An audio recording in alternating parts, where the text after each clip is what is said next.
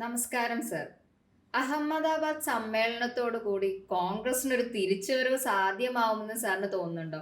എന്താന്ന് വെച്ചാൽ മോദിയെ തോൽപ്പിച്ച് രാഹുൽ ഗാന്ധി എന്നൊരു ഉദ്ദേശം ഈ ചർച്ചയ്ക്ക് പിന്നിലുണ്ടാവും. സാറിന് എന്താ തോന്നുന്നത്? ഇന്നത്തെ അവര് അവരുടെ സംഘടനാ സംവിധാനം മെച്ചപ്പെടുത്തി ഈ പറയുന്നത് പോലെ തിരിച്ചു വരുന്നതിന് വേണ്ടിയുള്ള ഒരു ശ്രമമാണ് നടത്തുന്നത്. അപ്പം ഇതിനകത്ത് വലിയൊരു രസമുണ്ട് ഈ ആ, പറഞ്ഞാൽ ഈ അനു അനുപെ അല്ലെങ്കിൽ ഈ നമ്മൾ ഇതുവരെ പരിശോധിക്കുമ്പോൾ ഈ മോദി എന്ന് പറയുന്ന കഥാപാത്രത്തെ നമുക്ക് ഒരു പ്രാവശ്യം അല്ലെങ്കിൽ സാധാരണക്കാർക്കും അല്ലെങ്കിൽ ഈ ബി.ജെ.പിക്ക് പുറത്ത് നിൽക്കുന്ന ആൾക്കാർക്ക് മനസ്സിലാവുന്ന പറഞ്ഞാൽ ഇദ്ദേഹത്തിന് 2002 ഗുജറാത്ത് മുഖ്യമന്ത്രിയായിട്ട് വരുന്ന ഒരു അന്ന് തൊട്ടാ. അപ്പൊ അന്ന് ഗുജറാത്ത് മുഖ്യമന്ത്രിയായിട്ട് വന്നതിന് ശേഷമാണല്ലോ മോദി എന്ന് പറയുന്നത്. അന്ന് പിന്നെ നമുക്ക് അന്നും ഗുജറാത്ത് മുഖ്യമന്ത്രി ആരൊക്കെ വന്നു, പിന്നെ കലാപത്തിന്റെ ചർച്ചകൾ വരുന്നു. അന്നും രാഷ്ട്രീയക്കാർക്കല്ലാത്ത പുറത്തുള്ളവർക്ക് ആ കലാപം അന്ന് ഉരുത്തിരിഞ്ഞ് പത്രങ്ങളിൽ വായിച്ചു പോയെന്നുള്ളതല്ലാതെ അറിയുന്നില്ലല്ലോ. പിന്നെ 2014 ഇദ്ദേഹം മുഖ്യമന്ത്രി സ്ഥാനാർത്ഥി വരുമ്പോഴാണ് നമ്മൾ കാണുന്നത്. അപ്പൊ ഞാനീ പറഞ്ഞു വന്നത്, ഇദ്ദേഹത്തെ എതിരിടുന്നവരെ മൊത്തവും നമ്മൾ നോക്കുമ്പോൾ നിഷ്പ്രഭമായി പോകുന്ന ഒരു അവസ്ഥയുണ്ട്. ചില ആൾക്കാർ നമ്മൾ പറയത്തില്ല, ഇയാൾ എന്തു മനുഷ്യൻ, ഈ മനുഷ്യൻ ചില ആൾക്കാരുടെ അടുത്ത് നമുക്ക് എതിരിടാൻ ചെല്ലാൻ പറ്റത്തില്ല, നമ്മളങ്ങ് ഇല്ലായ്മയായി പോകും. മോദിയുടെ ഒരു കരിയർ പരിശോധിക്കുമ്പോൾ ഇത് തന്നെ സംഭവിച്ചുകൊണ്ടിരിക്കും. ഈ 2002 ഇദ്ദേഹം ആ, ഗുജറാത്തിന്റെ മുഖ്യമന്ത്രി ആവുന്ന സമയത്ത് ആണ് 1% മാത്രം ഗുജറാത്തിൽ ഇദ്ദേഹത്തിന്റെ സമുദായത്തിന്റെ വോട്ടെന്ന് പറയുന്നത്. 1%. എണ്ണ വ്യാപാരികളായി. അപ്പം അപ്പം ഈ ഗുജറാത്തിന്റെ ഒക്കെ ഒരു പ്രത്യേകത എന്ന് പറഞ്ഞാൽ, ഇന്ത്യ മൊത്തത്തിലുള്ള പ്രത്യേകത എന്ന് പറഞ്ഞാൽ ജാതി ഈ രാഷ്ട്രീയം ഭയങ്കരമാണ്. ഈ പട്ടേലന്മാരുടെ ഒരു കേന്ദ്രമായി ആണ് ഈ പറയുന്നത്. അവിടെ ഏത് പാർട്ടി അധികാരത്തിൽ വന്നാലും പട്ടേൽമാരെ മുഖ്യമന്ത്രിയാക്കാൻ പറ്റും. അപ്പൊ ഈ ശങ്കർ സിംഗ് വഗേലയും അല്ലെങ്കിൽ കേശുഭായ് പട്ടേലും ഒക്കെ എന്ന് പറഞ്ഞാൽ അവിടുത്തെ അതികായകരാണ് ഈ ഇദ്ദേഹം ചെല്ലുന്ന സമയത്ത്. അപ്പൊ അവരുടെ യുദ്ധത്തിന്റെ ഇടയ്ക്ക് ഒരു ഓപ്ഷൻ എന്നുള്ള രീതിയിൽ RSS തീരുമാനിക്കുന്ന നേതാവായി മോദി.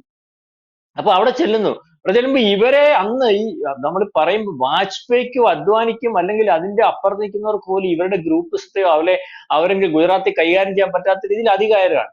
പക്ഷെ പിന്നെ അവരെങ്ങോട്ട് പോയെന്ന് കാണുന്നില്ല. ഇത് എങ്ങനെ സംഭവിക്കുന്നു എന്നുള്ളത് അറിയത്തില്ല. അവരുടെ ഒരു അല്ലെങ്കിൽ അവരങ്ങ് അപ്രസക്തരാവുകയാണ്. കാരണം ഈ പറയുന്ന സമുദായമൊക്കെ 1% വരുന്ന സമുദായത്തിനകത്ത് നിൽക്കുന്ന ഈ മോദി വന്നതിന് ശേഷം 2024 അദ്ദേഹം കൊടുത്ത് കളയുന്നിടം വരെ 13 കൊല്ലം അവിടുത്തെ മുഖ്യമന്ത്രിയല്ലേ. മാത്രമല്ല സ്റ്റേറ്റ് അങ്ങ് വികസിക്കുകയാണ്. അതുവരെ ഉണ്ടായിരുന്ന അരാജകത്വങ്ങൾ മൊത്തം ഇല്ലായ്മയാണ്. 2002 മുമ്പ് ഏതാണ്ട് 200 കലാപം റിപ്പോർട്ട് ചെയ്തിട്ടുള്ള ഈ പറയുന്ന ഗുജറാത്തിൽ പിന്നെ ഒരു കലാപവും ഇല്ല. 2002 ഈ കലാപം മോദി ഉണ്ടാക്കിയൊന്നുമില്ല. അപ്രതീക്ഷിതമായിട്ട് സംഭവിക്കുന്ന കലാപം മോദിയുടെ പുറത്തു വരികയാണ്. അതിനകത്ത് ഈ മോദിയെ അവിടെ വരുന്ന മോദിയെ പണിയുന്നതിന് വേണ്ടി ബി.ജെ.പിക്ക് അകത്ത് നിന്നും അതിനുള്ള പണികൾ നടന്നിട്ടുണ്ടെന്നൊക്കെ പിന്നെ രാഷ്ട്രീയം അല്ലെങ്കിൽ അതിനകത്ത് ദീർഘമായിട്ട് നിരീക്ഷിക്കുന്നവർ പറയുന്നുണ്ട്. അപ്പൊ അതിന്റെ വ്യക്തതയ്ക്കൊന്നും നമ്മൾ പോകുന്നില്ല. അപ്പം അതിനുശേഷം ഇദ്ദേഹം ഈ 2014 ഇദ്ദേഹത്തെ സ്ഥാനാർത്ഥിയായിട്ട് തീരുമാനിക്കുന്നതിന് മുമ്പ് ഈ NDAയുടെ പ്രധാനമന്ത്രി സ്ഥാനാർത്ഥിയായിട്ട് അന്ന് വന്നിട്ടുണ്ടെന്ന് പറയുന്നത് നിതീഷ് കുമാർ. അറിയാമല്ലോ, ഇപ്പോഴത്തെ ബീഹാറിന്റെ മുഖ്യമന്ത്രി നിതീഷ് കുമാർ. ഈ നമ്മൾ വിചാരിക്കുന്ന നിസ്സാരക്കാരനൊന്നുമല്ല, അതികായകനായിരുന്നു. കാരണം അല്ലെങ്കിൽ NDAയുടെ ഒരു പ്രധാനമന്ത്രി സ്ഥാനത്ത്. കാരണം ബി.ജെ.പി അപ്രസക്തമായിട്ട് നിൽക്കുന്ന സമയമാണല്ലോ. ബി.ജെ.പിക്ക് ഒരു മുദ്രാവാക്യമില്ല തിരിച്ചു വരാൻ. രാമക്ഷം ജന്മശേ അല്ലെങ്കിൽ വിഷയം അത് പൊളിച്ചതോടുകൂടി പിന്നെ പിന്നെ അവിടെ കർഷകയ്ക്ക് പോകാനൊക്കത്തില്ല. അപ്പൊ അതിൽ നിന്ന് വിട്ടുപോയി.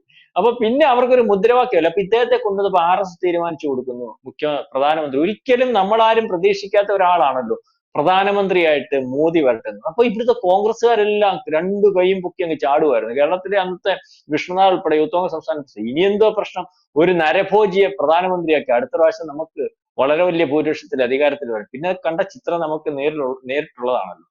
പിന്നെ കണ്ട ചിത്രം എന്ന് പറയുമ്പോൾ ഈ പറയുന്ന പോലെ മോദി അല്ലാതെ ആരുമില്ലാത്ത ഒരവസ്ഥ. 2004 ഇദ്ദേഹം ഗുജറാത്ത് മുഖ്യമന്ത്രിയായിട്ടിരിക്കുമ്പോൾ ഒരു പ്രസ്ഥാനം ഇദ്ദേഹം പറയുന്നത് പോലെ കാര്യങ്ങൾ നടക്കുകയാണ്. ഇലുമിനാറ്റി എന്നൊക്കെ പറയത്തില്ലേ, നാളിലെ ഇദ്ദേഹത്തിന് വിഷ നിശ്ചയിച്ചായിരുന്നു ഈ അമേരിക്കയിലും ലണ്ടനിലും ഒക്കെ. കാരണം ഇയാള് വലിയ ആ വിഷയം, ഗുജറാത്തിലെ വിഷയം വലിയ വലിപ്പത്തിൽ ഇന്ത്യക്ക് പുറത്തത് ചർച്ചയാക്കുന്നതിനും ഇന്ത്യ മോശമാക്കുന്നതിനും ഒക്കെ നമ്മുടെ ഇന്ത്യക്കകത്ത് നിൽക്കുന്നവരും അല്ലെങ്കിൽ ഇന്ത്യ ഇപ്പോഴും അറിയാലോ, ഇന്ത്യ വിരുദ്ധ ശാസ്ത്രം അത് അമേരിക്കയൊക്കെ വലിയ മോലെടുത്തു. അവർ ഇദ്ദേഹത്തിന് വിസ കൊടുക്കത്തില്ലെന്ന് 2004 അദ്ദേഹം പറഞ്ഞ ഒരു പത്രസമ്മേളനം ഇപ്പോഴും നിങ്ങൾക്ക് യൂട്യൂബിൽ നോക്കിയാൽ കാണാം. നമ്മളുടെ മുമ്പിൽ, ഇന്ത്യയുടെ മുമ്പിൽ ഈ പറയുന്ന രാജ്യങ്ങൾ, ഇപ്പൊ എനിക്ക് വിസ തരത്തില്ലെന്ന് പറയുന്ന രാജ്യങ്ങൾ ക്യൂ നിൽക്കുന്നു. ഒന്ന് ആലോചിച്ച് നോക്കി. ക്യൂ നിൽക്കും നമ്മളുടെ ഇന്ത്യയുടെ മുമ്പിൽ വന്നിട്ട്. ഇപ്പൊ ക്യൂ നിൽക്കുമല്ലേ പല രാജ്യങ്ങളും, അല്ലെങ്കിൽ എന്താ വിസ കൊടുക്കുന്നതെന്ന് പറയുന്നത്. അപ്പൊ ഇതൊരു വല്ലാത്തൊരു മനുഷ്യൻ. അതുപോലെ ഈ നമ്മുടെ ഇന്ത്യക്കകത്ത് പരിശോധിക്കുമ്പോൾ രാഷ്ട്രീയം ഇദ്ദേഹത്തിന് ഏറ്റവും വേണ്ടപ്പെട്ടതായിരുന്നല്ലോ നമ്മുടെ ഈ ബാൽ താക്കറുടെ മകൻ, ഈ പറയുന്ന മഹാരാഷ്ട്രയിൽ ഈ ശിവസേനയുടെ അറിയാമല്ലോ, ശിവസേനയെ ആർക്കും തീർക്കാൻ പറ്റാത്ത അത്രയ്ക്ക് വലിയ പാർട്ടിയായിരുന്നു ഇദ്ദേഹം. അവരെ ഒന്നും ചെയ്തിട്ടില്ലെങ്കിലും ഇദ്ദേഹത്തെ വെല്ലുവിളിച്ചുകൊണ്ട് അന്ന് ഇപ്പൊ ഈ ഉദ്ധവ് താക്കറെ വന്നു. അതിനുശേഷം ഇപ്പൊ അവരുടെ അവസ്ഥ എന്ത്, നിലംപരിശായി പോയില്ലേ. അതുപോലെ ഈ ദേവഗൌഡയെ ഒരു കാലത്തെ ഈ പറഞ്ഞ മോദിയെ വെല്ലുവിളിച്ച ദേവഗൌഡ അറിയാം, ബാംഗ്ലൂരിൽ പണ്ട് പ്രധാനമന്ത്രിയായിട്ടിരുന്നിട്ടുള്ള അയാളുടെ അവസ്ഥ എന്തോയി. അപ്പൊ ആര് വരുന്നോ, ഈ നിതീഷ് കുമാറിന്റെ അവസ്ഥ എന്തോയി. നിതീഷ് കുമാർ ഇപ്പൊ മോദി പറയുന്നതിനപ്പുറം നിൽക്കാൻ പറ്റാത്ത രീതിയിലേക്ക് തകർന്നരിപ്പണമായിട്ട് ADMK ഒരു കാലത്ത് ഈ എതിരെ നിന്നിട്ട്. അപ്പം ഈ രാഷ്ട്രീയ പാർട്ടികൾ ഇദ്ദേഹത്തിന് എതിരെ നിൽക്കുന്നവരെ നമ്മൾ പ്രത്യക്ഷത്തിലൊന്നും കാണുന്നില്ല, പക്ഷെ അവരൊക്കെ അങ്ങ് ഇല്ലാതായി പോവുകയാണ്. പിന്നെ രാജ്യങ്ങളുടെ കാര്യം പരിശോധിക്കുമ്പോൾ നമുക്ക് മനസ്സിലാവും, എന്തിയോ ട്രൂഡോ ആയിരുന്നല്ലോ ഭയങ്കര വെല്ലുവിളി നടത്തി. കാനഡയിലെ ട്രൂഡോയുടെ പതനം ഒന്ന് ആലോചിച്ചു. അതുപോലെ തന്നെ നമുക്ക് ഈ വേറെ പല രാജ്യങ്ങളും ഈ ഇതിനെ അറിയാലോ, ഈ മാലദ്വീപിന്റെ ആ പ്രധാനമന്ത്രി ഇപ്പം മോദിയുടെ കൂടെ ചൈനയുടെ കൂടെ നിന്ന് വെല്ലുവിളിച്ച്, അല്ലെങ്കിൽ ഗെറ്റ് ഔട്ട് ഇന്ത്യ എന്ന് പറഞ്ഞ ടീഷർട്ട് ഇട്ടുകൊണ്ടാണ് അദ്ദേഹം അന്ന് ഇലക്ഷനെ നേരിട്ടത്. അദ്ദേഹം ജയിച്ചു വന്നിട്ട് ഇവിടെ വെല്ലുവിളിച്ച് അവസാനം തീർന്ന് തരിപ്പണമായി. അത് മോദിയുടെ കാര്യം വന്ന് വീണില്ലേ. മലേഷ്യയുടെ മുൻ പ്രധാനമന്ത്രിയുടെ കാര്യം ഓർമ്മയുണ്ടോ? ഇവിടെ കാശ്മീർ വിഷയത്തിനകത്ത് കയറി ഇടപെട്ട് അവസാനം അയാൾ എനിക്ക് തോന്നുന്നു അയാളല്ല പ്രധാനമന്ത്രി, പാമോയിൽ ഇറക്കുമതി നിർത്തിയപ്പോ രാജ്യം തെണ്ടിപ്പോകുന്ന ഒരവസ്ഥ. ശ്രീലങ്കയുടെ അവസ്ഥ എന്തുവായിരുന്നു? ഇപ്പോഴത്തെ പ്രധാനമന്ത്രി അല്ല, ഇതിനു മുമ്പ് ശ്രീലങ്കയുടെ മോദിയെ എതിർത്ത് ആളുടെ കൊട്ടാരം വരെ കൊള്ളയടിച്ചു. ഇപ്പൊ പിന്നെ പാകിസ്ഥാന്റെ കാര്യം നമുക്ക് പറയണ്ട, കാരണം അതിനെ പിന്നെ പറയാൻ വേണ്ടി ഇല്ലല്ലോ. എന്നും ഇല്ല മുടിഞ്ഞവനും നമ്മൾ ചിലരെ പറയുന്നത്, അതുപോലെ മുടിഞ്ഞു കിടക്കുന്ന രാജ്യം.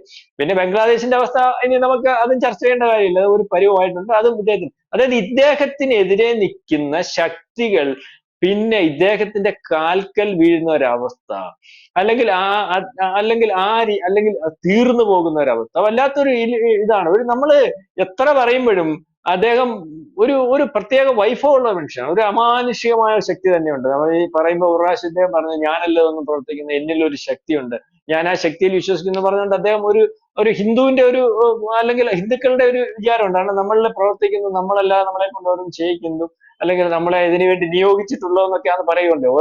ഓരോ ജന്മം ഓരോ കർമ്മത്തിന്റെ പൂർത്തീകരണത്തിന് വേണ്ടിയാണ്.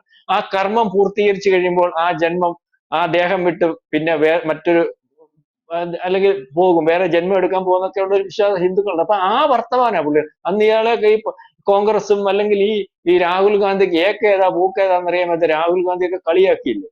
അപ്പം അതേ രീതിയിൽ വിശ്വസിക്കേണ്ട രീതിയിലേക്കുള്ള ഒരു അമാനുഷ്യ ശക്തിയാണ്. അതുകൊണ്ട് ആദ്യം ചോദിച്ച ചോദ്യത്തിനുള്ള മറുപടി ഞാൻ പറഞ്ഞിട്ട് ഞാൻ പറയാം, ഇദ്ദേഹത്തിന് എതിരെ നിന്നിട്ടുള്ളതൊന്നും ശാശ്വതമായി കണ്ടിട്ടില്ല. അപ്പം ഇതിനെ എതിരിടാൻ വരുന്ന ഈ പപ്പുവിന്റെ അവസ്ഥ നമ്മളിപ്പോ കണ്ടുകൊണ്ടിരിക്കുകയാണ്. കാരണം ഓരോ ദിവസവും അയാൾ എന്ത് വർത്തമാനം പറഞ്ഞാലും, ഇന്നലെ പട്ടേലിന് ഒരു മാല എടുത്തിട്ട് അതിപ്പം സോഷ്യൽ മീഡിയ മൊത്തം പറഞ്ഞുകൊണ്ടിരിക്കുക. പട്ടേൽ മാലയിലെ നമ്മൾ പറയത്തില്ല വാരി ഇങ്ങനെ എറിയത്തില്ല. നമ്മൾ ഒരാൾക്കൊരു മാല ഇടുമ്പോൾ ഏത് പ്രവൃത്തി ചെയ്താലും ആ പ്രവൃത്തി കാണുമ്പോൾ ആ പ്രവൃത്തി എത്തരത്തിലാ ചെയ്യുന്നത് നമുക്ക് വിലയിരുത്താൻ പറ്റും. ഒരു മാല ഇട്ടിട്ട് വളരെ ഭവ്യമായിട്ട് ഇടുന്നത് ആർക്കാണ്ടോ വേണ്ടി ഓക്കാനിക്കുന്ന പോലെ മാല ഇടുന്നതും ഒക്കെ വ്യത്യാസമുണ്ട്. പട്ടേലിന്റെ മാല ഇപ്പൊ BJP എടുത്തിട്ടുണ്ടിരിക്കുക. പട്ടേലിനെ അല്ല BJP എടുത്തുകൊണ്ട് പോയി ഞങ്ങൾക്ക് തിരിച്ചു വേണമെന്നൊക്കെ പറഞ്ഞുകൊണ്ടായിരുന്നല്ലോ ഇപ്പൊ AIC സമ്മേളനം നടത്തിക്കൊണ്ടിരിക്കുന്നത്. പട്ടേൽ ഞങ്ങളുടെ രാജാവ്, പട്ടേൽ ഞങ്ങൾ ഒന്നും പറഞ്ഞിട്ടില്ല. ഇവന്മാരെ കൊണ്ട് പട്ടേലിനെ മുദ്രാവാക്യം വിളിപ്പിക്കണമെന്ന് മോദി തീരുമാനിച്ചിറങ്ങിയപ്പോ പട്ടേലിനെ മുദ്രാവാക്യം വിളിക്കുന്നുണ്ടോ കോൺഗ്രസ്സുകാരനിറങ്ങി? പട്ടേലിനെ അങ്ങ് സൈഡ് ലൈൻ ചെയ്യപ്പെട്ടേക്കാം, അല്ലെങ്കിൽ ഈ ഒരേ ഒരു നേതാവ് നെഹ്റു എന്നൊക്കെ പറഞ്ഞിട്ട് നെഹ്റുവിനെ തീർത്ത് പട്ടേലിനെ മുദ്രാവാക്യം വിളിക്കണമെന്ന് മോദി തീരുമാനിച്ചപ്പോ പട്ടേലിന് മുദ്രാവാക്യം വിളിക്കുന്ന ഒരവസ്ഥ. അതാ മോദി. മനസ്സിലാവുന്നുണ്ടോ? കോൺഗ്രസ്സുകാരൻ പറയാ ഞങ്ങളുടെ പട്ടേലിനെ കാണുന്നു മോദി എടുത്തോണ്ട് പോകുന്നു, അല്ലെങ്കിൽ BJP എടുത്തോണ്ട് പോകുന്നു, തരത്തില്ല എന്ന് പറഞ്ഞ് പിടിച്ചു വെക്കുന്നത് രീതിയിലേക്ക് കാര്യങ്ങൾ ഉരുത്തിരിക്കുന്നത്. അതായത് പട്ടേൽ ഈ ഏറ്റവും വലിയ ഇല്ലെങ്കിൽ ദേശാഭിമാനി ആയിരുന്നെന്നും അദ്ദേഹത്തെ തുലനം ചെയ്യുമ്പോൾ നെഹ്റു ഇന്ത്യയിലെ ഏറ്റവും വലിയ അല്ലെങ്കിൽ കാപട്യമുള്ളവനാണെന്നും ഇന്ത്യക്ക് അപ്പുറത്ത് അല്ലെങ്കിൽ ശത്രു രാജ്യങ്ങളെ സഹായിക്കുന്നവനാവണമെന്നും മോദി പറഞ്ഞത് ഏറ്റുപറയിക്കാൻ. ഇപ്പൊ നെഹ്റു കള്ളനാന്ന് ഇവർ പറയുന്നില്ലെങ്കിലും പട്ടേലിന്റെ കൂട്ട് തന്നെയായിരുന്നു മോദി എന്ന്. നെഹ്റുവിന്റെ കൂട്ടല്ല പട്ടേൽ, പട്ടേലിന്റെ കൂട്ട് തന്നെയാണ് മോദി എന്ന് പറയുന്ന രീതിയിലേക്ക് കാര്യങ്ങൾ കൊണ്ടുവരുന്നത്. അപ്പം ഇദ്ദേഹത്തെ തോൽപ്പിക്കാൻ പാടാണ്. നമ്മൾക്ക് മനസ്സിലായിട്ടുള്ള നരേന്ദ്രമോദിയെ, അല്ലെങ്കിൽ നമുക്ക് മനസ്സിലായിട്ടുള്ള ഇന്ത്യയുടെ പ്രധാനമന്ത്രിയെ എതിർത്ത് നിൽക്കുന്നവർക്ക് തോൽപ്പിക്കാൻ പാടാണ്. ഞാൻ അതിനകത്ത് ഇതൊക്കെ ഈ പറയുന്നത് പോലെ, ഈ ഇപ്പൊ പറഞ്ഞതുപോലെയുള്ള അമാനുഷികതയൊക്കെ പറയുമ്പോൾ അതിനപ്പുറം സ്വാമി വിവേകാനന്ദൻ പറഞ്ഞിട്ടുണ്ട്, നിങ്ങൾ എന്താവണോ അത് ആഗ്രഹിച്ചാൽ മതി. രാവിലെ കുത്തി ഞാൻ ഇങ്ങോട്ട് എണീറ്റ് ഇരുന്നിട്ട് ഉറക്കം എണീറ്റിട്ട് ഇന്ത്യൻ പ്രധാനമന്ത്രി ആവണമെന്ന് വിചാരിച്ചാൽ പോരാ, പ്രശാന്ത് ഇന്ത്യൻ പ്രധാനമന്ത്രി ആവത്തില്ല. ഇന്ത്യൻ പ്രധാനമന്ത്രി ആവുന്നതിന് വേണ്ടി തീരുമാനിച്ച ആ തീരുമാനത്തിലേക്ക് മാത്രം പോകുന്ന ഒരവസ്ഥ ഉണ്ടായാലാണ് ഈ ആയിത്തീരുമെന്ന് പറയുന്നത്. അപ്പം അതിനകത്തൊരു അർത്ഥമുണ്ടല്ലോ, നമ്മൾ ആലോചിക്കുന്നുണ്ടല്ലോ. ഇപ്പൊ എല്ലാവരും ആലോചിക്കുന്ന കാര്യമൊക്കെ ഇതൊക്കെ തന്നെ ആയിരിക്കും. അപ്പൊ മോദി എന്ന് പറയുന്ന വ്യക്തിത്വത്തെ, ആ രാഷ്ട്രീയക്കാരനെ, അല്ലെങ്കിൽ അദ്ദേഹത്തെ പരിശോധിക്കുമ്പോൾ അദ്ദേഹം ഡെഡിക്കേറ്റഡ് ആണ്. എന്തിനു വേണ്ടിയാണ് അദ്ദേഹം ഇറങ്ങുന്നത്? അതിനു വേണ്ടി മാത്രം, അതിലേക്ക് മാത്രം പോകുന്ന ഒരാളാണ്. അപ്പൊ പ്രധാനമന്ത്രി എന്നുള്ള രീതിയിൽ ഇദ്ദേഹം 3 മണിക്കൂർ മാത്രം ഉറങ്ങുന്ന പ്രധാനമന്ത്രി, ഇന്ത്യക്ക് വേണ്ടി പണിയെടുക്കുന്ന ആൾ, ആ പ്രവൃത്തിക്ക് ഏത് കർമ്മത്തിനും അതിന്റെ ഫലം ഉണ്ടെന്ന് പറയത്തില്ലേ. അദ്ദേഹം ചെയ്യുന്ന കർമ്മം അത്രയ്ക്ക് വൃത്തിയായിട്ടും ഡെഡിക്കേറ്റഡ് ആയിട്ട് ചെല്ലുമ്പോൾ അതിന്റെ ഫലം അദ്ദേഹത്തിന് കിട്ടിക്കൊണ്ടിരിക്കും. നേരെ മറിച്ച് വിദേശ രാജ്യങ്ങളിൽ പോയി മറ്റ് പരിപാടികൾക്കൊക്കെ നടന്ന് അത്യാവശ്യം ഇവിടെ വന്ന് MP ആയിട്ടും അല്ലെങ്കിൽ നാളെ പ്രധാനമന്ത്രി ആണോ എന്ന് തീരുമാനിച്ച് നടക്കുന്ന ഈ പപ്പുമോനും, അല്ലെങ്കിൽ അത്തരത്തിൽ അതിനെ ഫോളോ അപ്പ് ചെയ്യുന്ന കോൺഗ്രസും ഒക്കെ എത്ര സമ്മേളനം നടത്തിയാലും ഈ പറയുന്ന നരേന്ദ്രമോദിയുടെ ഒരു ദിവസത്തെ രാഷ്ട്രീയ പ്രവർത്തനത്തിനകത്തുനിന്ന് കിട്ടുന്ന ഔട്ട്പുട്ട് പോലും കിട്ടുമെന്ന് എനിക്ക് തോന്നുന്നില്ല. കാരണം അദ്ദേഹത്തിന് കൂടെ നിൽക്കുന്ന ടീമും അത്ര വലിപ്പമാണ്. നമ്മൾ ഈ അമിത്ഷാ വരുന്ന, മീരക്കറിയാം, അല്ലെങ്കിൽ അമിത്ഷാ എന്ന് പറയുന്ന ആള് 8:30 മണിക്ക് ചോറും കെട്ടിയാ ഓഫീസ് വരുന്നത്, അറിയാമോ? ആ സർക്കാർ ഉദ്യോഗസ്ഥന്മാരെ അല്ലത്തില്ല. എന്നിട്ട് ആ വീട്ടിൽ നിന്ന് കൊണ്ടുവരുന്ന ഭക്ഷണം അവിടെ ഇരുന്ന് കഴിച്ചിട്ട് പോകുമ്പോ 9 മണിയാവും. അതുകൊണ്ട് അമിത്ഷായ്ക്ക് കാശ്മീരിൽ എന്താ നടക്കുന്നത് അറിയാൻ പറ്റുന്നത്, പശ്ചിമബംഗാളിൽ എന്താ നടക്കുന്നത് അറിയാൻ പറ്റുന്നത്, കേരളത്തിലെ പോലീസുകാരനകത്ത് എത്ര പച്ചവിളിച്ചുണ്ടെന്ന് അറിയാൻ പറ്റുന്നു. ഇതേ രീതിയിൽ അവര് ഓരോ കാര്യങ്ങൾ ചെയ്യുന്നുണ്ട്. ഇവിടുത്തെ ബാക്കിയുള്ളവരുടെ, നമ്മുടെ തന്നെ നാട്ടിലെ മന്ത്രിമാരുടെ അവസ്ഥ, ഓഫീസിൽ ചെന്നാൽ കാണുവോ 24 മണിക്കൂർ ഉദ്ഘാടനം, എന്നിട്ട് ഇവൻ അവിടെ ഇവിടെ ഇങ്ങനെ നടക്കുക, ഏതെങ്കിലും ജോലി ചെയ്യുന്നുണ്ട്. അപ്പൊ ആ സ്ഥാനത്താണ് ഈ പറയുന്നത് പോലെ ഇന്ത്യക്ക് പണിയെടുക്കാൻ ഏൽപ്പിച്ചിരിക്കുന്ന പ്രധാനമന്ത്രി, അല്ലെങ്കിൽ ഇന്ത്യയുടെ ആഭ്യന്തരമന്ത്രി, അല്ലെങ്കിൽ ഈ പറയുന്ന പ്രതിരോധ മന്ത്രി ഒക്കെ, ഓരോ മന്ത്രിമാരെ അവരെ ഏൽപ്പിച്ചിരിക്കുന്ന ജോലി വളരെ കൃത്യമായിട്ട് അവരുടെ ഓഫീസിൽ ഇരുന്ന് രാവിലെ തൊട്ട് വൈകുന്നേരം വരെ ഡെഡിക്കേറ്റഡ് ആയിട്ട് ചെയ്യുന്നതുകൊണ്ടാണ് ഇവർക്ക് മുന്നേറ്റം ഉണ്ടാകുന്നത്. ആ സമയത്ത് എന്ത് പറഞ്ഞാലും ഇവരുടെ ഈ പ്രതിപക്ഷത്തിന്റെ ഒക്കെ ഒരു, നമ്മുടെ അല്ലെങ്കിൽ ഇവിടുത്തെ ഒക്കെ ഒരു ശൈലി എന്താണെന്ന് പറയും, എന്ത് ചെയ്താലും അതിനെ എതിർത്തങ്ങ് നിന്നാൽ മതി, അങ്ങ് പറഞ്ഞാൽ മതി, മാധ്യമങ്ങളിൽ കൂടി വന്നു കഴിഞ്ഞാൽ അതങ്ങ് ശരിയായിക്കോളും, ആൾക്കാരെ തെറ്റിദ്ധരിപ്പിച്ച് പോകാൻ പറ്റുമെന്ന്. പക്ഷെ BJP-യുടെ ശൈലി അതല്ല. അവര് ചെയ്യുന്ന കാര്യം പൊതുസമൂഹത്തിൽ ഇട്ടുകൊടുത്തിട്ട് യുവമാരെ കൊണ്ട് ഇത് ശരിയല്ല എന്ന് പറയിച്ചിട്ട് അവരിത് ശരിയാണെന്നുള്ള രീതിയിൽ ജനങ്ങളെ ബോധ്യപ്പെടുത്തി മുന്നോട്ട് പോകുന്ന ഒരവസ്ഥ. ഇപ്പൊ തന്നെ ഏറ്റവും അവസാനം മുൻപം ഈ പറയുന്ന വഖഫ് ബില്ലിന്റെ അവസ്ഥ അത് തന്നെ വരും. ഇവര് പറയുന്നത് പിടിച്ചുപറിക്കുവാന്നല്ല, അല്ല, ഇത് പിടിച്ചുപറിയല്ല, മുസ്ലിമിന് വഖഫ് ചെയ്യാം. അതിനകത്ത് മുസ്ലിങ്ങളെ വെച്ചിരിക്കുന്ന എന്തിന്, സ്ത്രീകളെ വെച്ചിരിക്കുന്ന എന്തിന്, ഇത് വളരെ കൃത്യമായിട്ട് നാളെ കാലത്തെ മുസ്ലിങ്ങൾക്ക് തന്നെ മനസ്സിലായി, അവരങ്ങ് ഒതുങ്ങും. CA സമരത്തിനകത്ത് ഇവർ ആദ്യം പറഞ്ഞ എന്താ, കൊണ്ടുപോയി കടലിൽ തള്ളും കേട്ടോ, ഇവിടുന്ന് പറപ്പിക്കും കേട്ടോ. അതായത് കാർഷിക സമരം എന്ത് ചെയ്യും, അതിനകത്ത് എന്തോ സംഭവിച്ചിരിക്കുന്നു എന്നുള്ള കാര്യത്തിനകത്ത് അവർ വ്യക്തത വരുത്തി, കേന്ദ്ര ഗവൺമെന്റ് വ്യക്തത എത്തിക്കുന്നത്. അഗ്നിവീർ സമരം ഇവിടെ പോയി. അപ്പൊ ഇതിന്റെ പുറകിൽ നിൽക്കുന്ന ആൾക്കാരുടെ അജണ്ട വളരെ കൃത്യമായിട്ട് ജനത്തിന് ബോധ്യപ്പെടുത്തി കൊടുത്തുകൊണ്ട് പോകുന്ന രീതിയും കൂടെ BJP അവലംബിക്കുന്നുണ്ട്. അപ്പൊ രാഷ്ട്രീയം എന്നുള്ള രീതിയിൽ, അല്ലെങ്കിൽ ഈ രാജ്യസേവനം എന്നുള്ള രീതിയിൽ അവരെ മറികടക്കാൻ പ്രാപ്തമായിട്ടുള്ള ഒരു പ്രതിപക്ഷം അല്ല ഇന്ന് കോൺഗ്രസ്.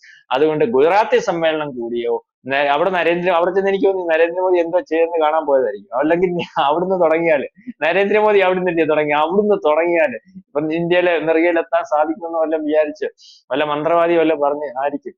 അപ്പം ഇപ്പൊ ഇനിയിപ്പോ വേണമെങ്കിൽ നാളെ കാലത്ത് ഇവര് പറയും, ഞാനീ പറഞ്ഞ ഇലിമിനാറ്റി ഒക്കെ ഉള്ളത് ഇയാൾ ഇനി 4ാം വേലക്കാരനാണോ മന്ത്രവാദിയാണോന്നൊക്കെ പറയും. അപ്പൊ അതൊന്നും കാര്യമില്ല. അപ്പം ഞാൻ പറഞ്ഞു വന്നത്, മീര ചോദിച്ചതിന്റെ ഒരു ഉത്തരം ശരിയാവത്തില്ലയോ എന്ന് എനിക്കറിയത്തില്ല. ഇതുവരെയുള്ള അനുഭവം വെച്ചിട്ട് ഇങ്ങേർക്കെതിരെ നിന്നിട്ടുള്ള ആരും രക്ഷപ്പെട്ടു പോയിട്ടില്ല. കാരണം രാഷ്ട്രീയമായിട്ട് ഇന്ത്യക്കകത്ത് നിൽക്കുന്ന രാഷ്ട്രീയ പാർട്ടികൾ എതിരിട്ട് നിന്നിട്ടുള്ള ഈ ചിദംബരം എന്ത് ചെയ്യും നിങ്ങൾക്കറിയാലോ. ചിദംബരം എന്ന് പറഞ്ഞാൽ ഇന്ത്യൻ രാഷ്ട്രീയത്തിൽ ഏറ്റവും വലിയൊരു വ്യക്തിയാണ്. ചിദംബരം എന്ത് ചെയ്യും, പണി നിർത്തിപ്പോയി, എവിടാന്ന് പോലും അറിയത്തില്ല. ചിദംബരം ഒക്കെ ആയിരുന്നില്ല ഇങ്ങനെ വാളെടുത്ത് വെളിച്ചപ്പാടിന്റെ കൂട്ടേക്ക്. അപ്പം മറ്റ് രാജ്യങ്ങളുടെ എല്ലാ അവസ്ഥ ഇതാണ്. അപ്പം നരേന്ദ്രമോദിയോട് എതിരിടാൻ പോകുന്നതിന് മുമ്പ് പലവട്ടം ജോത്സ്യനെ കാണണമെന്നാണ് എൻ്റെ ഒരു അഭിപ്രായം പപ്പുവിന്റെ അടുത്ത്.